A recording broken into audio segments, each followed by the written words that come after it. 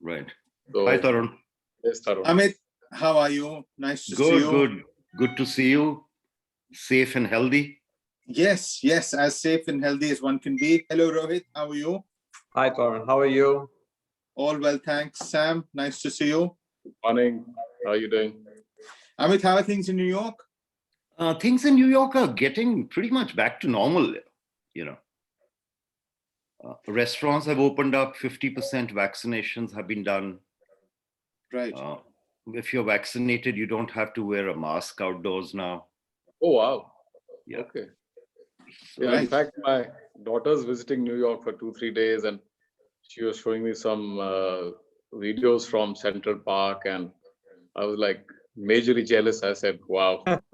yeah. Right. Like, Actually, the weather is also improving out here, right? oh, yeah. So It was like, good to be outdoors. it was Yeah. nice. Central Park is That's- absolutely jam-packed these days. Oh, it Yeah. was. Really? I think, well, that's probably not a good thing, but anyway. So, Rohit, I must ask, why Spanish? I don't think anybody's told me about your nickname. Yeah. So obviously, I got my nickname because my brother got the nickname, and I was Spanish Junior, and he was Spanish. Oh, there you are. And there are many stories about why he got called Spanish. We haven't verified which one is the real reason, but one of them was he had a razai quilt which had Spanish figures on it, and therefore he was called Spanish. Another theory is, he had eyes which looked like Spanish eyes, and so they called him Spanish. And so there's multiple theories on that. He was which batch, your brother? I graduated in '82, so I was there from '75 to '82. Okay. No, your brother was which batch? My brother graduated in '76. Okay. Right. Big difference. Yeah. Okay. Yeah, well, he is 4 years elder to me, but I think they had 11 years, right? And we had 10 plus 2. So there was a switch over. So it actually became, 5 years or, 6 years. Yeah, Okay. So, Rohit, just to go over the details very, very quickly. As you know, Nick is going to be the one who's going to be asking you questions. We are recording this event. Thank you very much for agreeing to that. I think we've received a lot of requests to watch this subsequently as well. Given the time difference, I think that's a pretty good idea as well. Sure. I'm going to start that again. Nikhil, hi. This is Tarun. Nice to Tarun, meet how are you? virtually. Well, thanks. Hi, Nick. Hi guys. Just getting my Hey, video. Nick, working. how are you? I see my name is even misspelled as Nikhil instead of Nikhil. Okay. And well, that's on your machine then. No, it was on all the emails they sent It's on me. the link. Oh, really? Yeah, I Oh, meant to. goodness. Yeah. Anyway. Okay, apologies for that. Well, we'll correct it when we start. But I was just going to say we're terribly excited about having this conversation, Nick, between Rohit and yourself. We are going to be recording this event. We've received a lot of requests to be able to watch this on the DSOBS YouTube channel later. As we get things started, I'll give a quick introduction, as will Sam and Amit as well. We're delighted, of course, that Amit has joined us on this platform, as a speaker, and then hand over to the both of you to have a very candid discussion. So we've had a series of these events. I'm not sure if you've watched or heard or listened to any of them in the past. Typically, the audience peppers questions. Nick, you're going to have access to those questions as well, etc., and take them up in whichever order you like. At the very end, we'll just say a few words of thanks, and Sam is going to announce a little. We do a very short 3-question survey at the end. It helps us curate future events and get an assessment of what the audience wants to hear about next and going forward. So that's just a matter of process. Any questions at all? One comment, one question. I'm going to start a little bit by obviously talking about what's happening in India and just saying how great it is to see DOSCOs get together to help, to not just help one another, but to help larger society, because I think it's important. Obviously, the timing of this is a little awkward given what's happening. So I just want to reflect the moment a little bit at the start, if that's okay.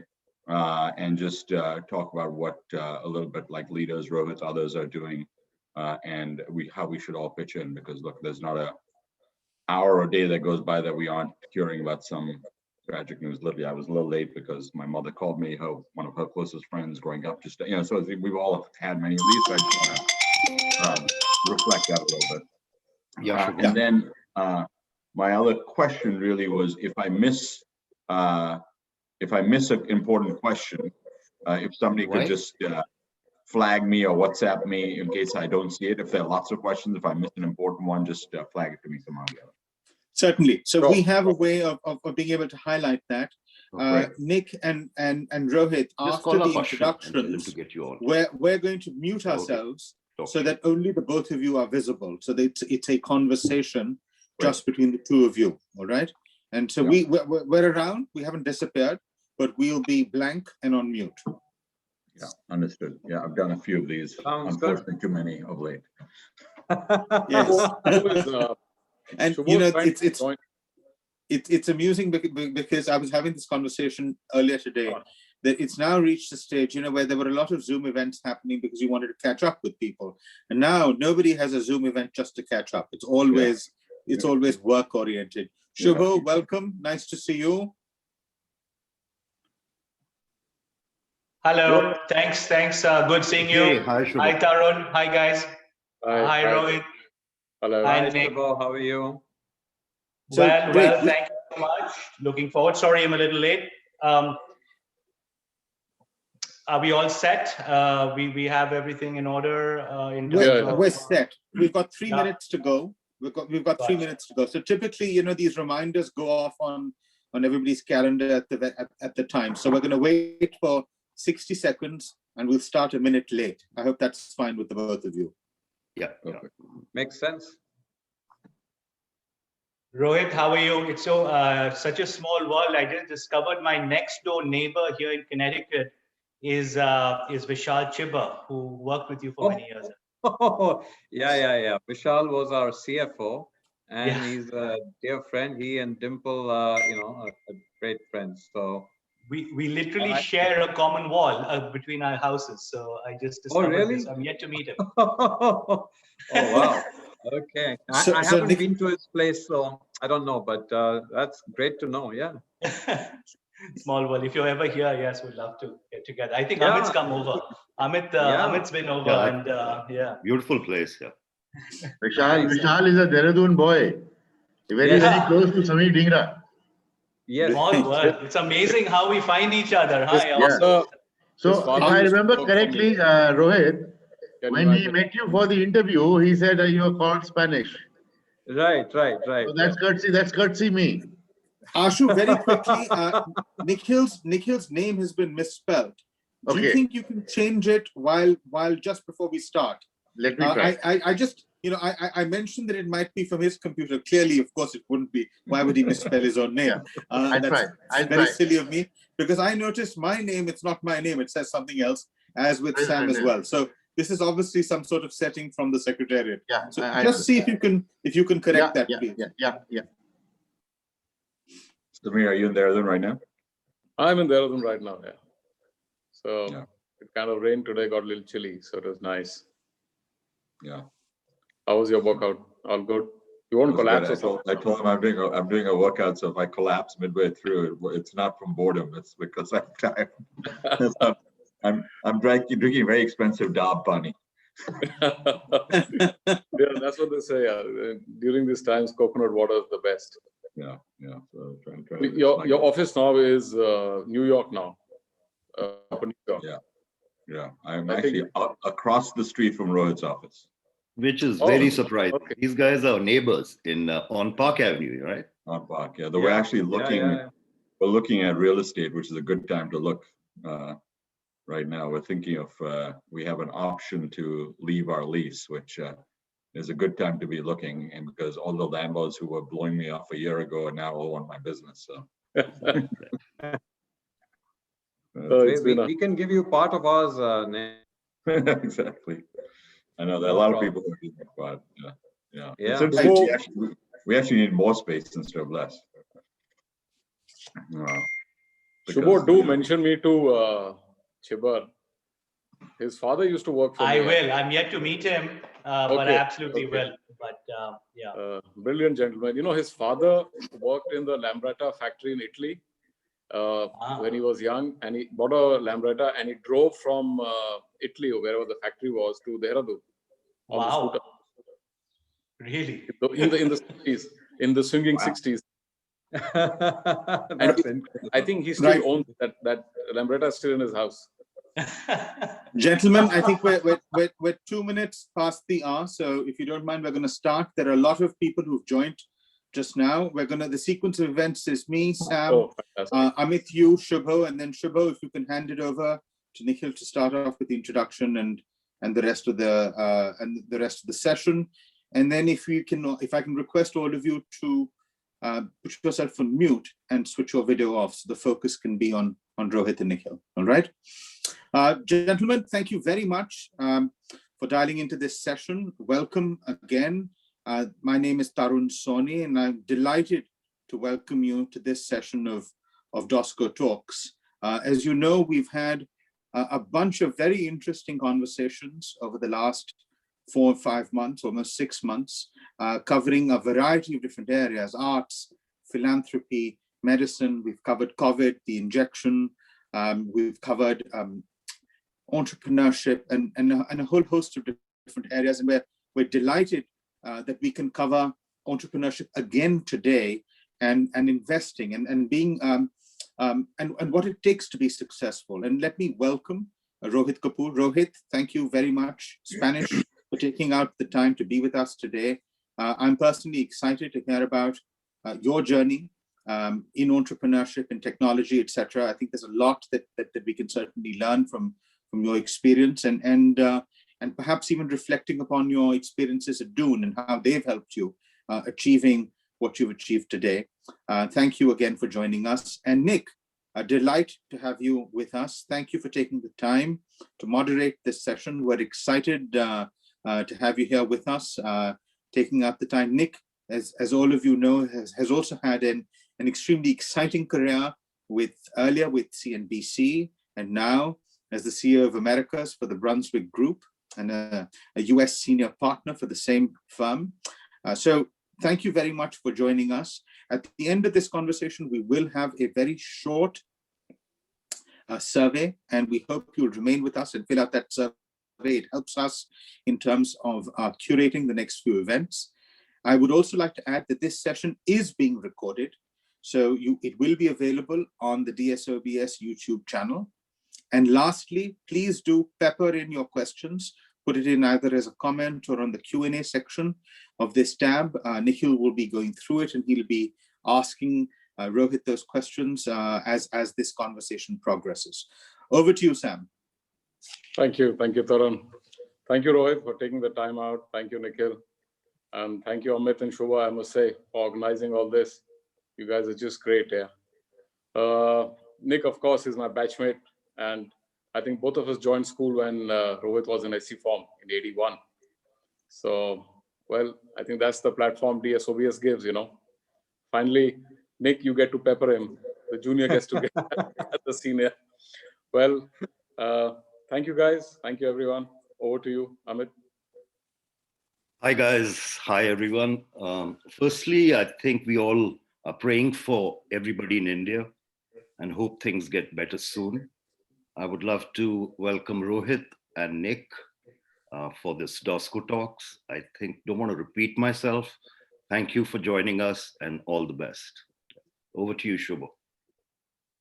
Thank you. I echo what Amit just said from DSOBS New York. We're excited to have Nick and Rohit on this call, and thoughts and prayers to everyone affected in India. Great. So with that, I'd like to turn it over actually to Nick. Nick, the floor is yours. Please kind of start off and with Rohit, we look forward to the next hour to kind of dive into everything that we're going to do. Thank you. Thank you. Well, thank you, everyone. Thank you, Samir, Amit, Shubho. It's an absolute pleasure to be here and to get a chance, as Samir said, to interview a senior is not something one gets to do very often. I'm Nikhil Diogan. I'm the CEO of the Brunswick Group, which is an advisory firm, but I spent 25 years in the news business, both at the Wall Street Journal and at CNBC. But you could say I started my career in some ways at editing the Dune School Weekly many, many years ago. As others have alluded to, I just want to start before Rohit and I have our conversation to say a couple of things. One is it's obviously what's happening in India is a tragedy of unspeakable proportions. But I will say it is heartening to see DOSCOs get together. I monitor my group chat. I watch all the emails going back and forth, helping not just each other, but helping the community at large.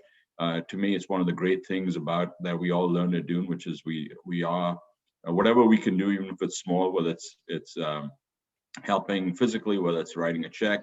That spirit of service is something that was, I think, inculcated in all of us at Dune, and so that's really important to see that in action and to see people just helping each other and being there for each other. Has been absolutely remarkable.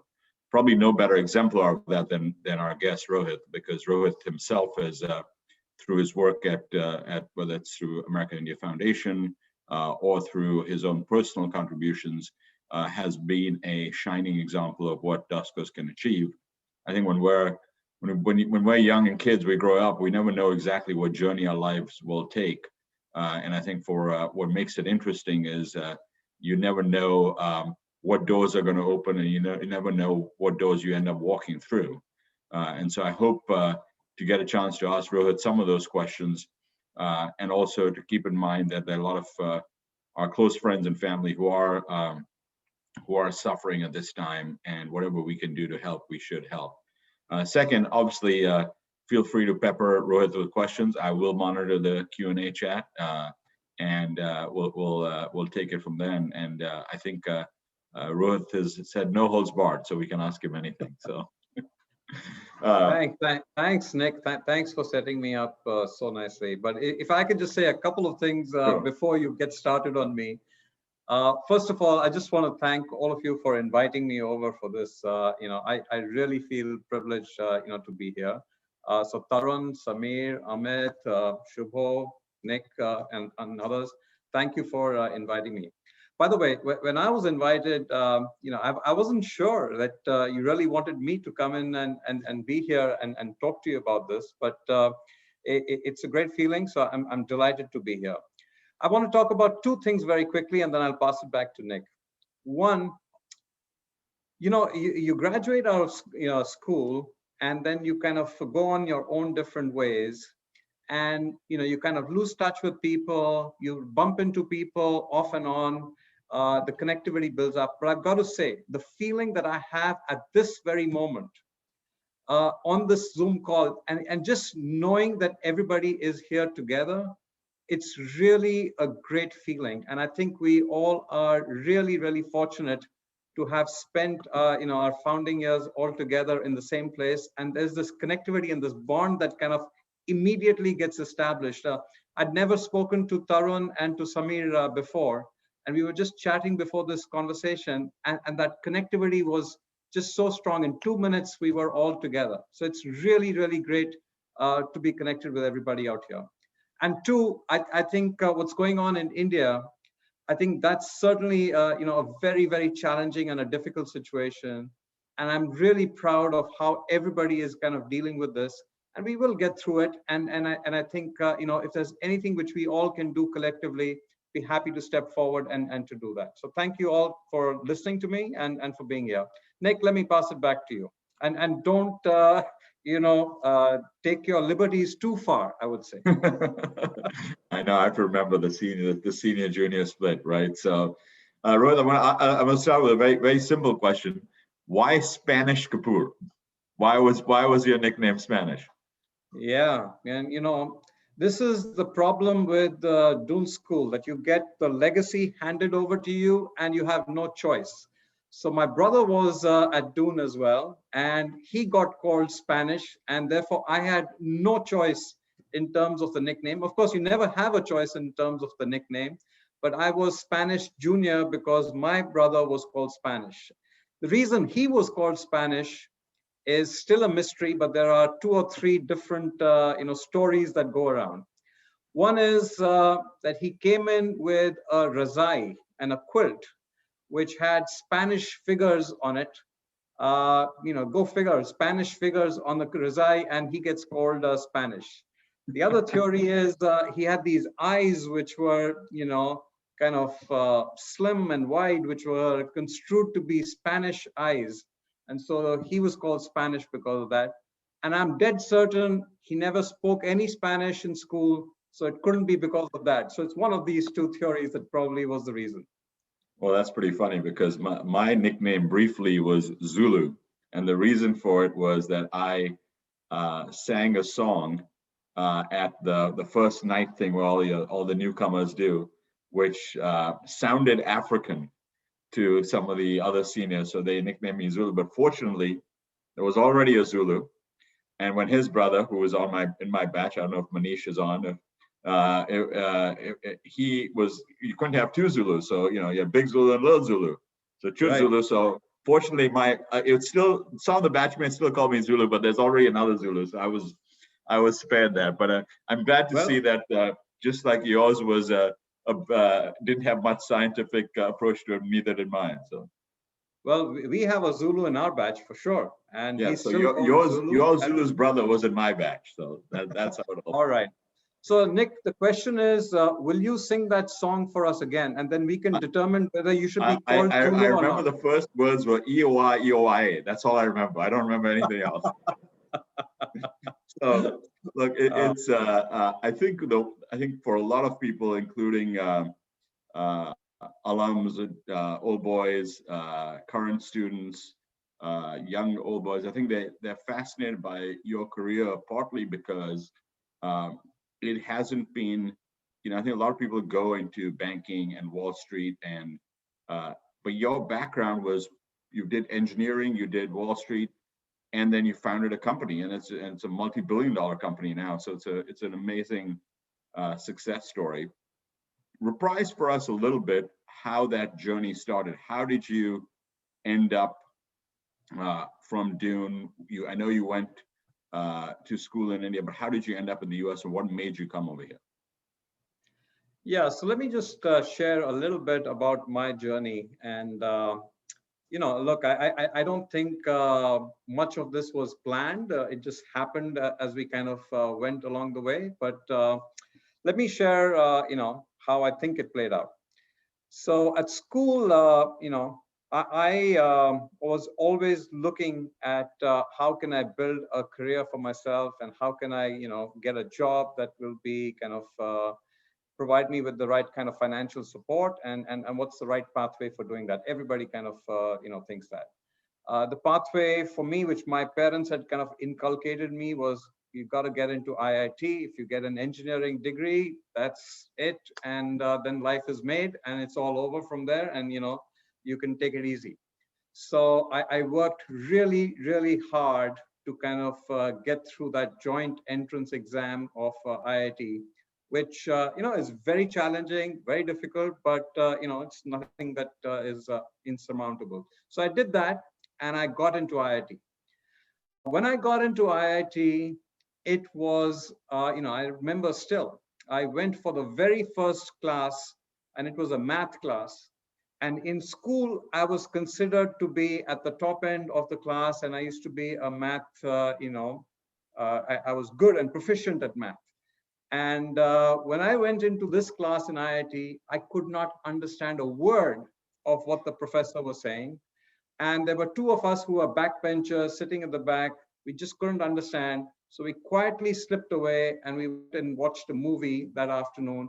And I decided, engineering was not for me. So the next 4 years was basically just having fun. enjoying college life as it's meant to be enjoyed, and just kind of ambling by and kind of, being able to kind of graduate out of engineering college. I was pretty sure after I graduate, I'm not going to get a great job because my grades in IIT were pretty bad. And I did mechanical engineering, and I had no clue what mechanical engineering really means. So the real thing was to kind of do a pivot and to switch out from engineering and get into something which I would enjoy, which I would understand, and kind of make that part of my life. And that was to do an MBA. So again, at the final year in IIT, I basically studied hard to get into an IIM and switch over from from engineering college to the IIMs. Now, getting into IIM Ahmedabad at that point of time, with my grade, which I was in the bottom half of the class in IIT, getting into IIM with the bottom half grades, that I had, was an almost impossible task to kind of be able to pull through. So I finally got in, but I was on the wait list in IIM Ahmedabad, and I was the second last person to be taken into IIM. But fortunately, I got the call. I went there, and of course, I really enjoyed my MBA program. I loved finance. I loved marketing. I loved communication. I loved people management. So all the things that you learn in an MBA, Premier Institute, I loved, and I did really, really well. My first job out of IIM was to work with Nestle, and my first boss was Ajay Banga, and I still remember. I had multiple job offers. I had job offers with the banks. I had job offers with TAS. I had a job offer from Nestle. And I went to Ajay and I said, Ajay, you got to give me the best advice. What should I think about doing at this point of time? And he's like, Rohit, forget about it. Nestle is the place to be. Come in here, learn marketing, do product management, and you'll go places. And so, of course, I listened to him and I joined Nestle. He was my boss. Great kind of a guy, and it kind of worked out well. We went about it for a couple of years. Suddenly I realized I wasn't making enough money. Where were you based with Nestle? So Nick, I was in Delhi. Nestle was headquartered, India, Nestle was headquartered there, started out there in Connaught Place. And I go into the job for a couple of years. I do my sales training, I do my marketing training, I do everything. And it's suddenly clear to me that, I won't be able to fulfill my, career ambitions. And that's when I got engaged, and I got, to my wife, and we were getting married. And she's like, you will not be able to afford my lifestyle working out here in Nestle. So you better do something different. So I switched over into banking, and I told Ajay, look, this is great. I don't think I'm going to wait for 25 years to kind of make it out here in Nestle. I don't think I'll be able to move globally with Nestle. I'm switching to banking, which is much more of a global kind of financial institution, and the mobility is much better, the compensation much better, and I think I'll try and do something there. So I switched over to Bank of America and started to work with them. And the bank was great. I really enjoyed it. The perks that you got out there were great. The kind of relationships that you built were fantastic. You dealt with senior executives. You could see how businesses were getting created, how they were being grown. And you could see that there was nothing extraordinary about some of the founders and the CEOs of these businesses. They were just ordinary people who were running very, very successful businesses. So I always had an aspiration to do something of my own from that point on. And then the next step forward for me was really to move to the US. And Bank of America had a great global presence out here. They weren't really moving and relocating people from India. But, I was fortunate. This was still the old Bank of America, right? Before the merger with Nations Bank, et cetera, right? That's right. That's right. This was way back in 1991 to 1994. And in 1991, you might recall, India was just opening up. You know, the liberalization was just, taking place at that point of time. And the bank decided to have a not a webinar, a conference take place in Silicon Valley to be able to invite investments to come into the country. And I was a junior associate out there, and I was sent out there to the West Coast to basically drum up people to come and attend the webinar and to sell and market India, and all the the money that would come in. Hopefully, Bank of America would get a share of that funding that was coming in. So I came to the US for a couple of weeks. We had a phenomenal program. We had the finance minister come in and speak. We had a great session, and then I went back. But because I came here, I'd been exposed to the US. I'd spent some time out here. The bank, and I'd done a reasonably good job of kind of hosting that conference. The bank decided to relocate me to the US and have me be based here in New York to set up a new business division out here.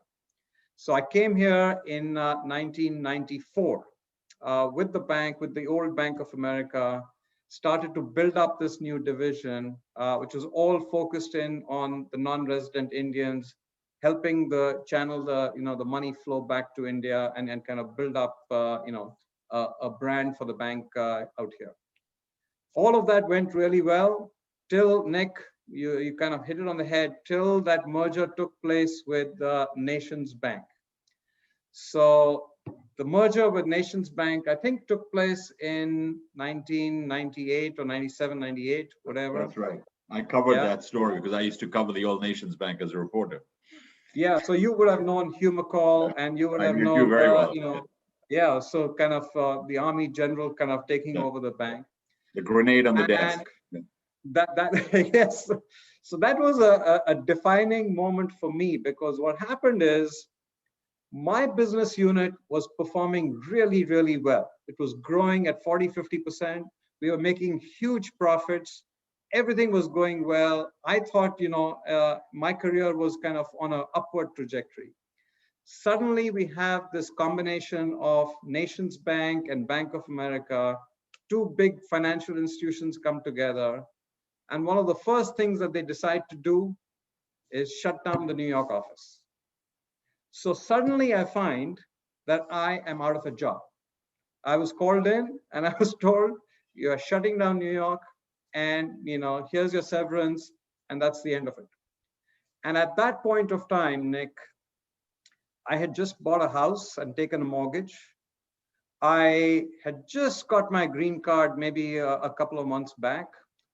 We'd had our first child. We were basically on our shikha. My wife was pregnant with the second one, and I was without a job in a country which was still alien to me, right? It still had not built up enough connectivity out here.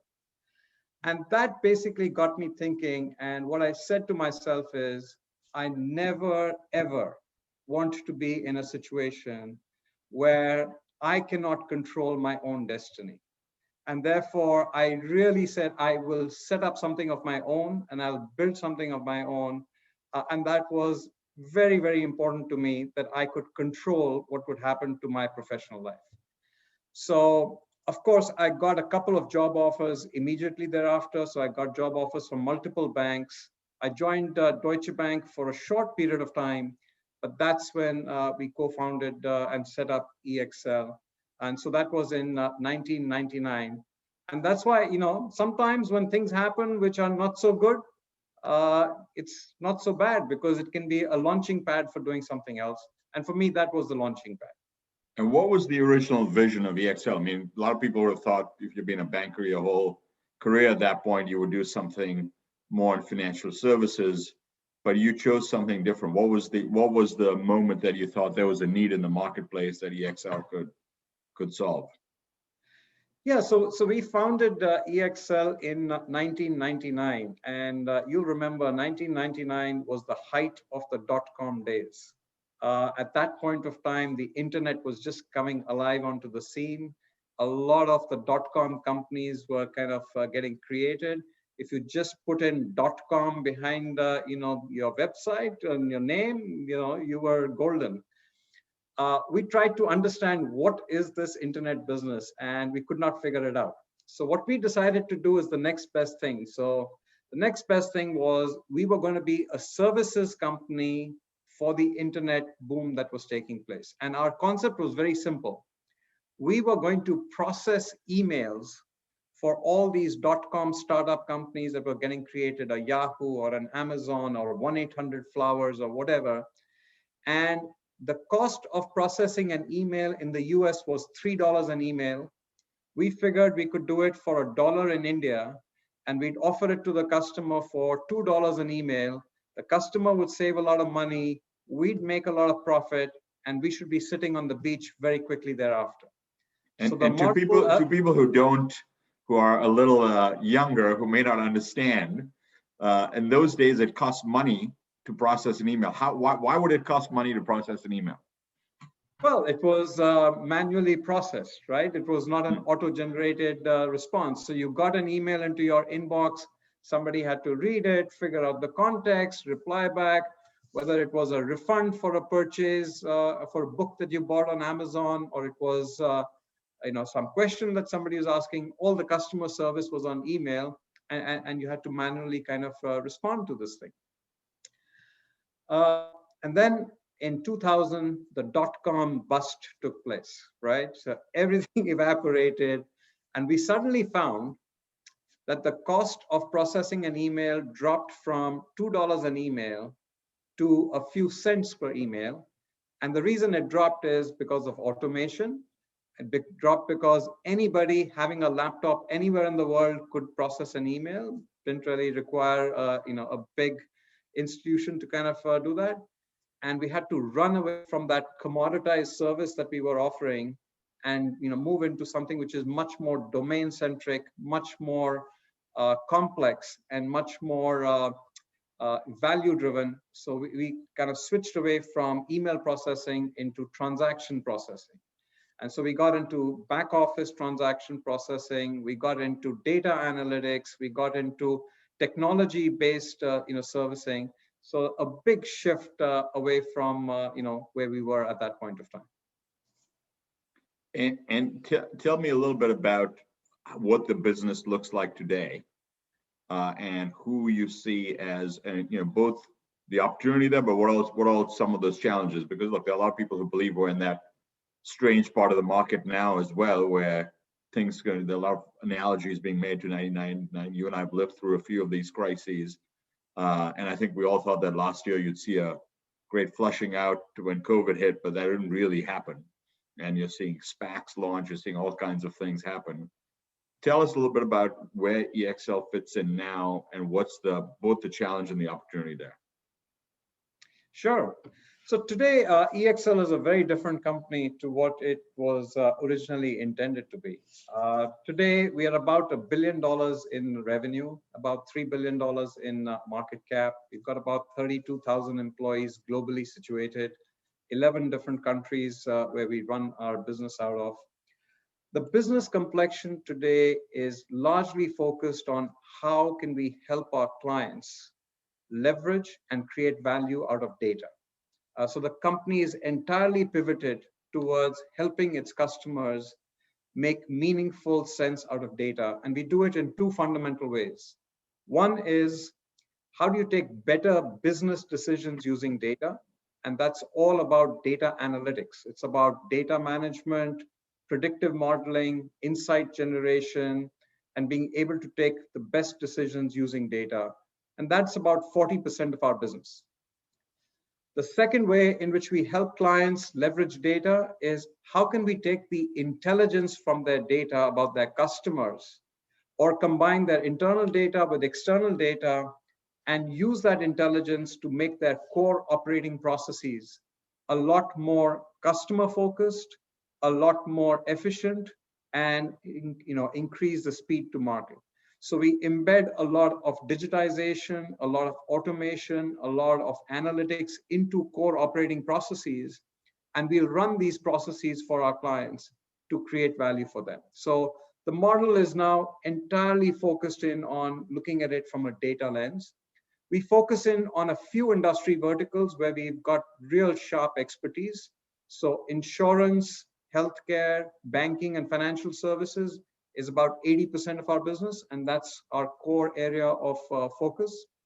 And our lens is a data approach. So we don't look at a process map or a customer journey map. We look at a data map, and we are following the data and making sure that we can help our clients as they leverage data.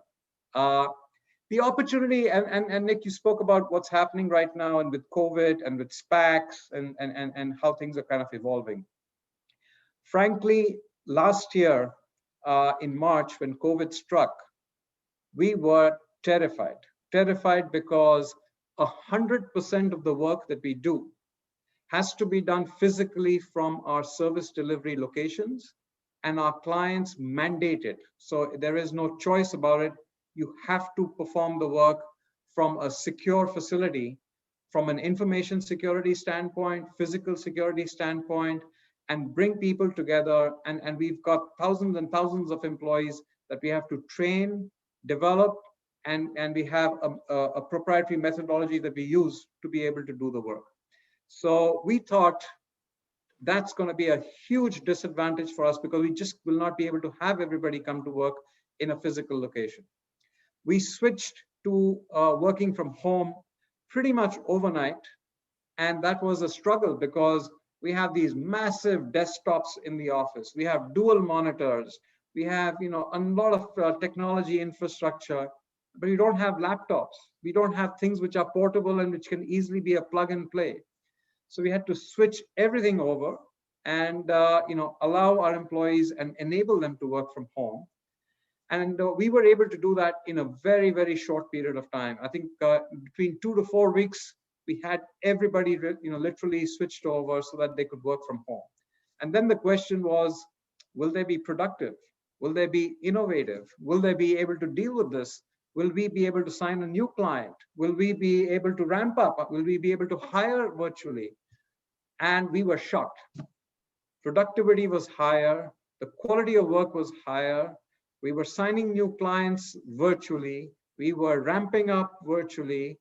And actually, the collaboration was even better. So for us, it's been really, really successful in terms of the transition. Today, when the second wave of COVID has hit India, and we've got 21,000 employees in India right now, we have 100% of them working from home because the number one priority for us is the health and safety of our employees. And we want to make sure that they're all isolated and all separated. Their first focus has to be on themselves and their families, and to make sure that they have adequate resources to take care of their families and themselves. And then the second focus, after taking care of the first one, is to do work. But our employees are spectacular, and they're doing a great job of both. So frankly, for us, our business is growing. The opportunity for us is tremendous. And this shift towards the use of data by customers just keeps on growing and growing. So we seem to be on the right track, out here. So Rohit, on that point, there's a question from Jasmeet, which you're pretty much already answering, but it's about how, sitting, if you could just go back to that moment in a little more detail where you were last year. I think people don't realize, you and I've had this conversation, just how important the security part is, because your clients trust you with the most extraordinarily sensitive data. So, making sure that's secure is really important. How did you, once you made the switch, how did you assure the clients that the data was going to be secure? And I assume now everyone kind of thinks about it be quite normal, but a year ago that did not seem to be the case for any of us. Yeah, it's certainly true. It's a big shift. You move from a controlled environment into a completely decentralized environment. But it's no different, Nick, like delegation and giving somebody the authority to be able to take decisions on their own rather than telling them what decisions they need to take. And when you give them that flexibility and freedom, they also actually reciprocate that with the responsibility that they demonstrate towards you. So what we've been able to do is a number of things which are very helpful. Clearly, the training, the culture of the organization is incredibly important. So communication around this topic, training our employees on this topic, making sure that they understand why it is so important, that that's something which they kind of follow through on. We've got a number of technological tools that we use that allow us to be able to monitor the situation as well. We also have situations where we are able to share best practices, so it allows people to kind of get much more proficient at it. And I think today, our employees are being very careful at home. They will not leave their desktops running so that anybody else in the family can come and take a look at it. They do have protocols established which allow them to kind of maintain confidentiality. And there are a number of behavioral tracking tools that are there and AI sensing tools that are there that allow you to be able to monitor this at scale across multiple geographies as well. So actually it's a lot better. And fortunately, knock on wood, not only us, but the entire industry hasn't really had anything different take place from an information security standpoint that didn't really happen when they were all coming to work in a physical facility. So actually, it's turned out to be quite well.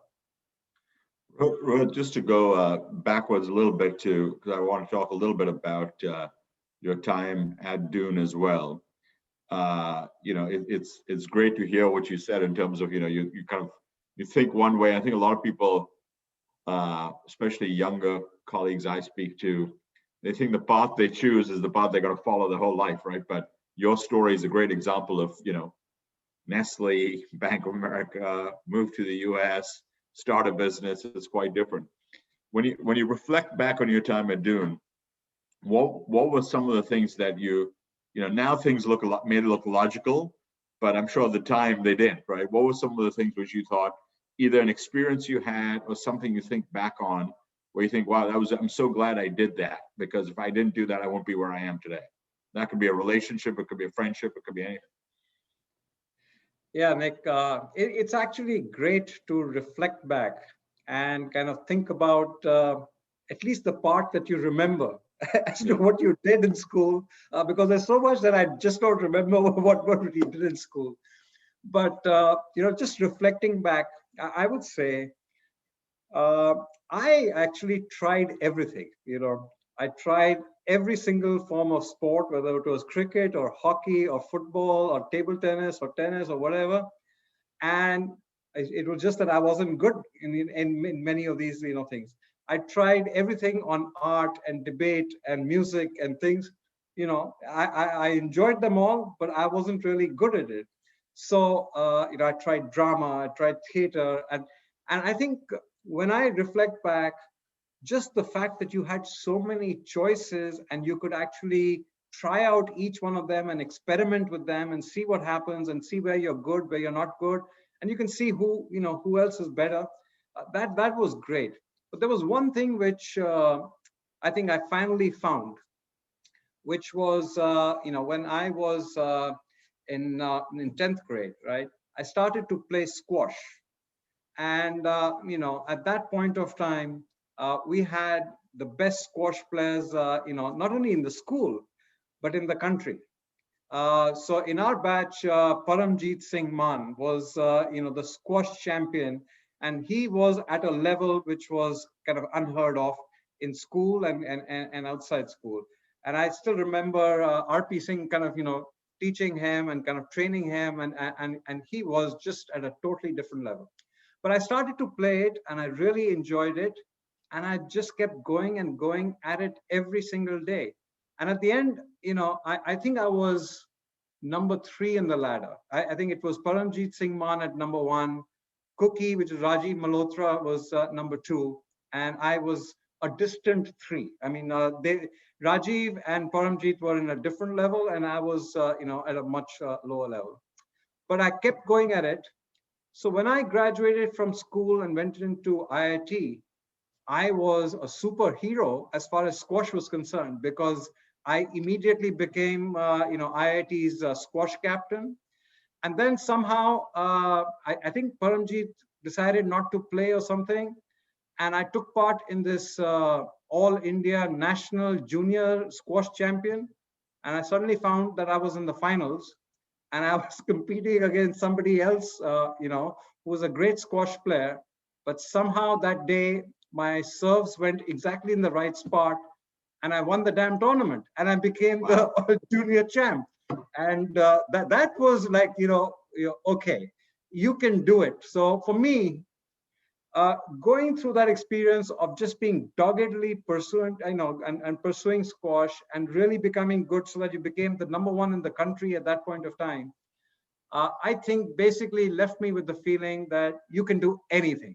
And that confidence, I think, has just stayed with me. I've never had a fear or a doubt that if I take up something, I can't be the best in that. So I think for everybody who's listening into this, I'm sure there is something that you all really enjoy, that you can really go after, and you can become really, really good at it.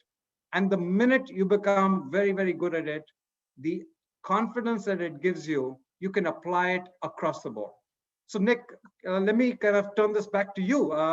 What was a moment in your life in school that kind of, was like a light bulb that kind of switched it on for you? So it's a great question, Rohit, and I'm glad your squash is a lot better than mine.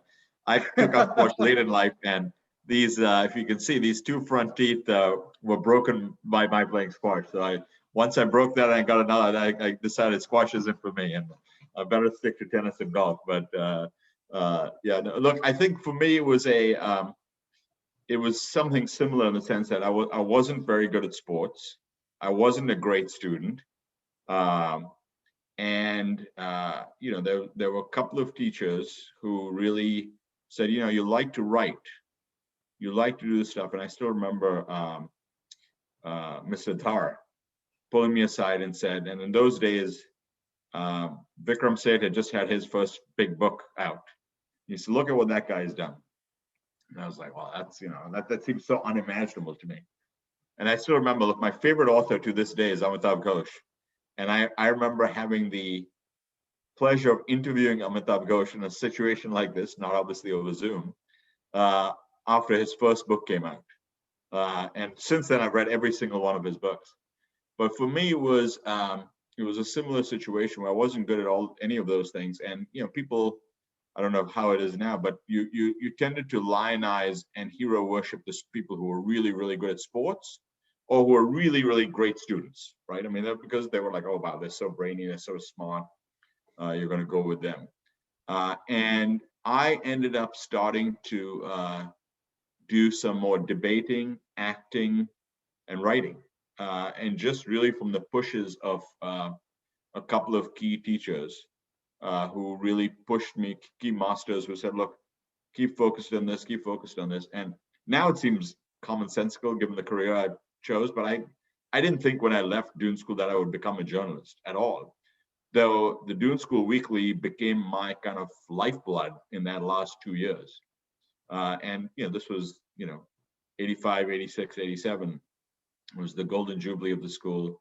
And in retrospect, the light bulb thing was I remember Sumer Singh taking us to Delhi and we got to interview Rajiv Gandhi right after he became prime minister. So here, you're a 16-year-old kid, you're interviewing the prime minister of the country. Right. And we got to visit different newsrooms. And so we went to the Indian Express newsroom, I think, which Arun Shourie was running then, and Suman Dubey was running. So you were going to these different newsrooms. And and I was a very sick kid. I used to be very asthmatic and stuff like that. So it gave me a whole new window of life. And I started doing the Doon School Weekly and became kind of obsessed with it. Now I look back at it, it's absolutely embarrassing to see the stuff I wrote. People remember things I wrote. I was like, God, thank God I don't remember that stuff. I would be scarred forever. But it was quite something. But that ability to go and watch it even being printed. In those days, printed by letterpress. You literally, and the guy, I can still picture him. He wasn't very literate, but he could feel with the touch of his finger each letter. So he knew what was the letter D versus the letter Z just by the touch. And he would instill. It was like it was a pretty amazing thing to go through. But by the way, I knew you Ajay and I've known each other for years. I had no idea you actually worked for Ajay. So I guess he followed you into banking.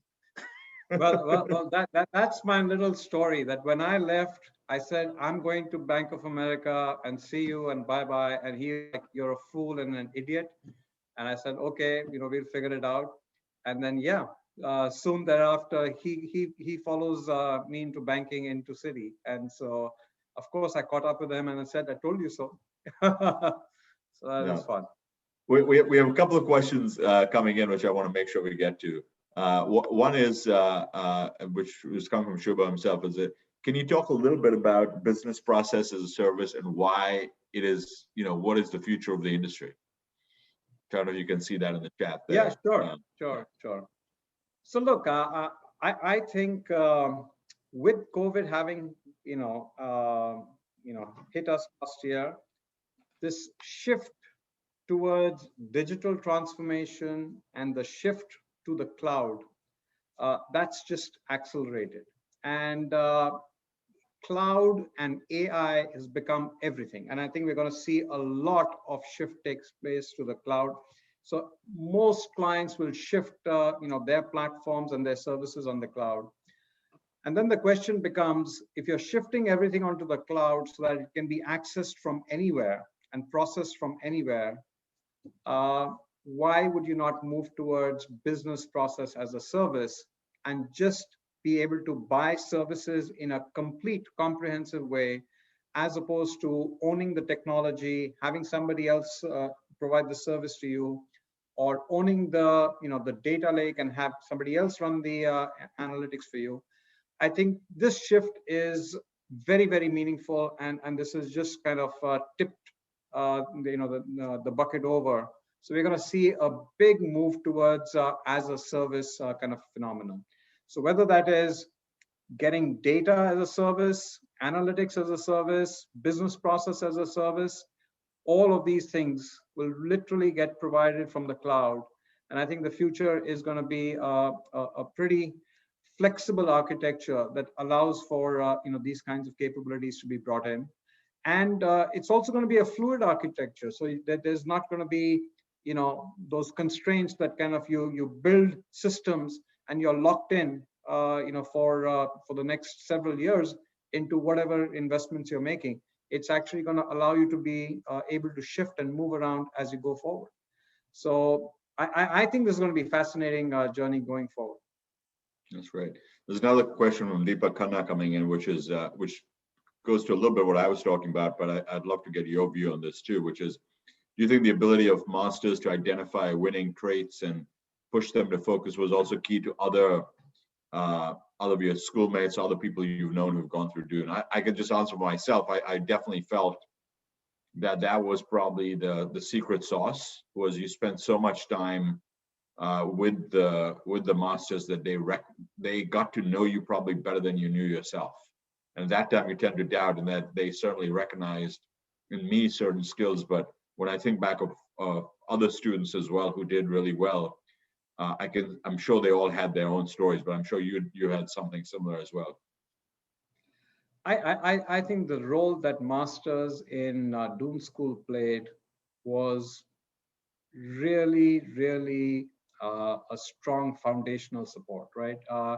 Because they dined with you, they spent time with you, they asked you, well, what did you do today? And you kind of share stories with them that this is what I did, or that's what I did. You had the flexibility and the freedom to try out everything. And then I think the direction and the slight gentle push that they would give you to kind of encourage you to go in a particular direction, I think was invaluable. I think for me, our housemaster was AD, right? And AD was incredible. I don't know why he would come and call me Naughty Kapoor, but I was called Naughty Kapoor, and he would come in and say, okay, how much squash have you played today, and go for it. And you know, he really encouraged us to kind of you know, excel. And I think that kind of nurturing at that stage is critical. It's absolutely critical. You know, so we are all so fortunate to have gone through Dune and had that kind of an ecosystem where you had the ability to try out so many different things and then be you know, encouraged to follow your passion. That was wonderful. It's interesting. So AD clearly had a big impact on you and me. I didn't even know that. That's pretty amazing. Yeah. AD is special. He is really special. Yeah. There's a very timely question come in, Rohit, which says, can you get EXL to construct an analytical tool to help match patients, hospital bed capacity, and oxygen concentrators, and use your, you know, your call center staff, other staff to help manage the crisis? That's obviously a big crisis, so I'm not sure one company is able to do that. But any thoughts as you're looking at the crisis unfolding as to what other steps private companies and private enterprise can do to step in? Obviously, the development of vaccines has been an enormous step, but are there other things that come to mind which you see that either EXL or other companies can help with?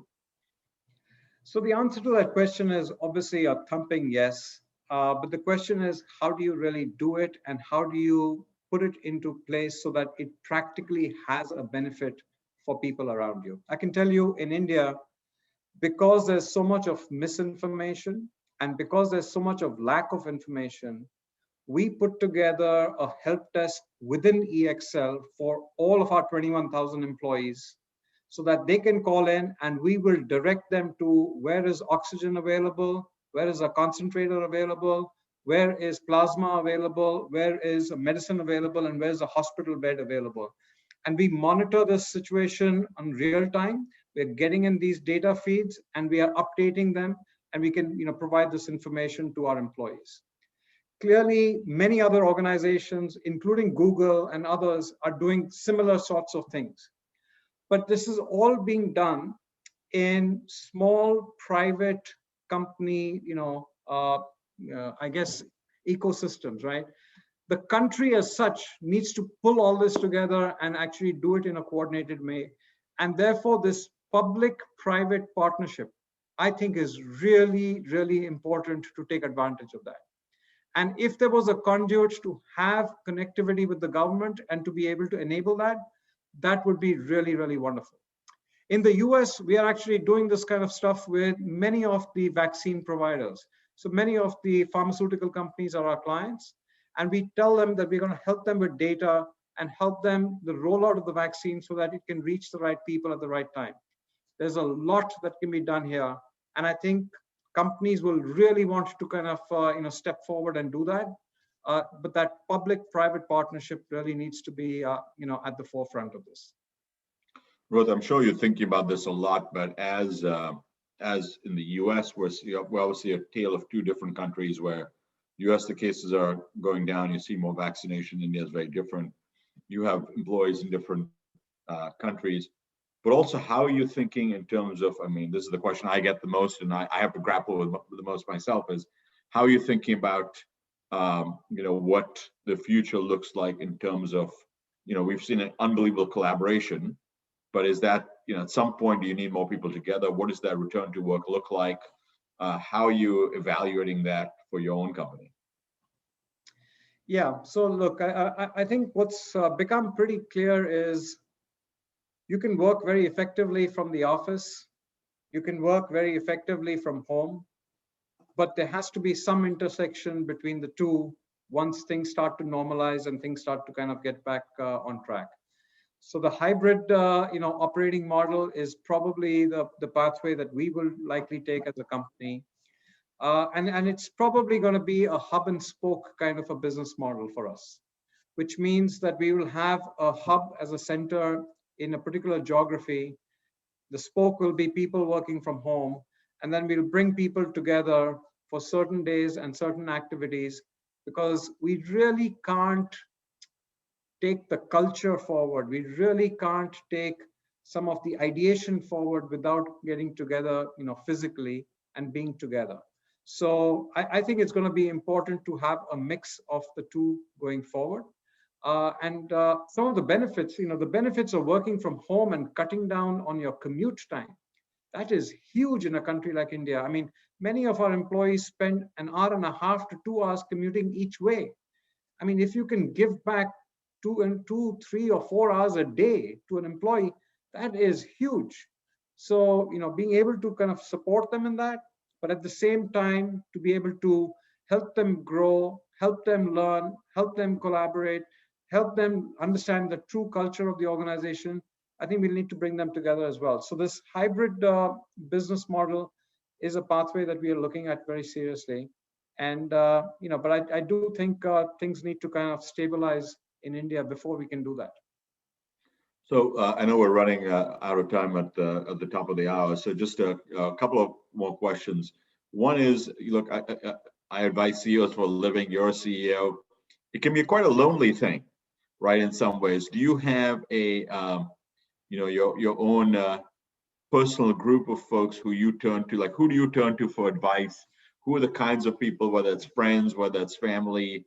Are there people that you turn to when you're facing a difficult problem? Who are those? And if you could share that, that would be great.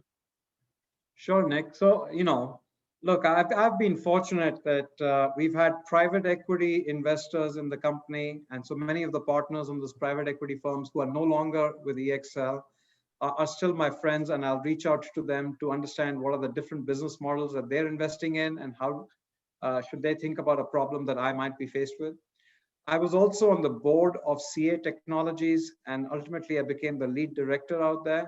So many of my friends and colleagues out there that I reach out to and talk to them about how they're seeing, different businesses perform and evolve. Our own board is a great sounding board for me to kind of to reach out to. But there are also many people in the industry. So I'll reach out to Ajay. I'll reach out to other people who are, dealing with similar types of issues and seek their counsel and help.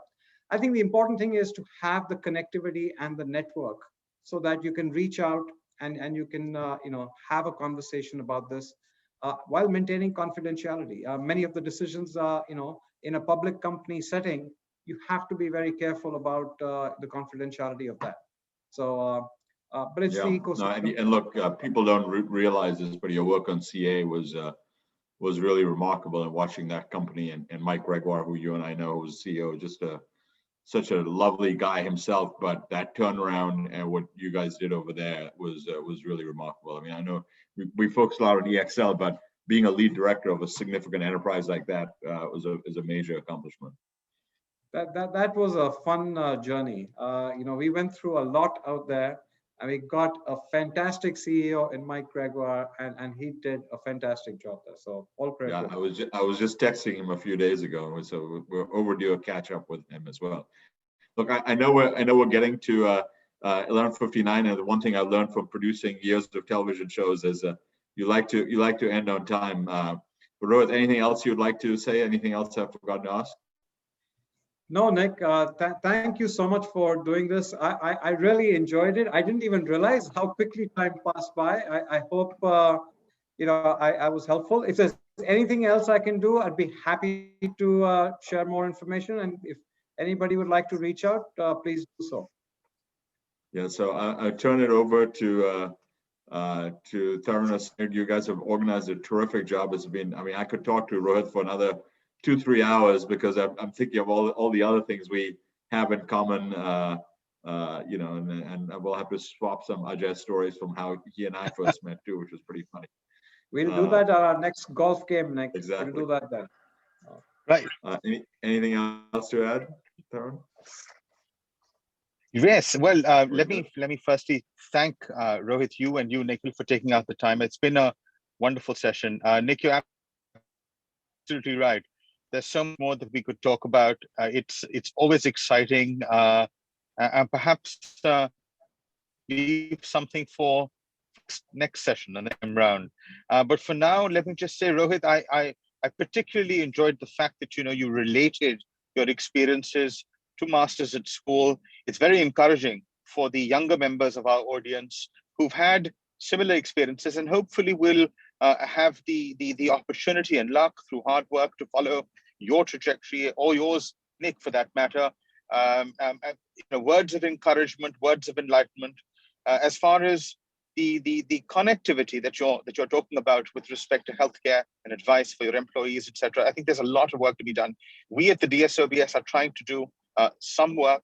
You will have seen a lot of communication from our office out to you, and perhaps that's a separate conversation that we can have with you. But for the time being, let me just thank you for taking the time, and thank you for the work that you are doing for your colleagues in India. Let me hand it over to Sam now. Thank you, Tarun. Thank you, Rohit. Thank you, Nikhil. Fantastic session. And I think one of the few sessions where the entire life's journey has been correlated to school to a bit. So that is great. And so on that, when I was listening to that, I took out an old photograph of Nikhil in school. So it's a holy photograph, holy as in so that'll be fun. Neha, can you share that photograph just for a quick 2 seconds? We can have that. That's with Ron, Ranjit Lakhanpal. Oh yeah. I think Ron's on the call too somewhere. Yeah. He told me he's going to be on. There we go. Yeah. Oh wow. We have Ranjit and Nikhil there, and I think the stories we've heard from we Nikhil, look exactly the same. Yeah. Thank you, Neha. Thank you for sharing that. Thank you. That's wonderful. We have a small poll. I would ask all the attendees to just quickly do that. And so we can have that poll, Neha, please. And I don't know if it's come up. So just the whole reason I ended up in the United States is actually because of Ranjit Lakhanpal, which I'll share that story next time. That's why I pulled it out. That's why I pulled it out. We need Nikhil as one of our people on the talks. He has a fantastic experience. I think his days at CNBC, I was fortunate enough to be visit him there at his CNBC office a couple of times. I think a fantastic experience. That's probably a worldview. What you got from there? Yeah, it was amazing. We've now got you. We've got you on the ropes, Nikhil. So we're going to rope you in for another few sessions. Yeah, he's happy to do it. And as every good journalist, the moment you're being recorded, you can't say no. So exactly, that's true. Thank you. Whoops. Gentlemen, thank you very much for your time. I think the survey will have concluded by now. Thank you for joining us. Shubho, Amit, thank you again for organizing this, to the New York chapter again. And I look forward to seeing everybody for the next session of DOSCOTalks. Have a good day, wherever you are. Thank you. Thank you very much, everyone. Take care. Bye. See you, Nikhil. See you, Rohit. Bye. Bye-bye.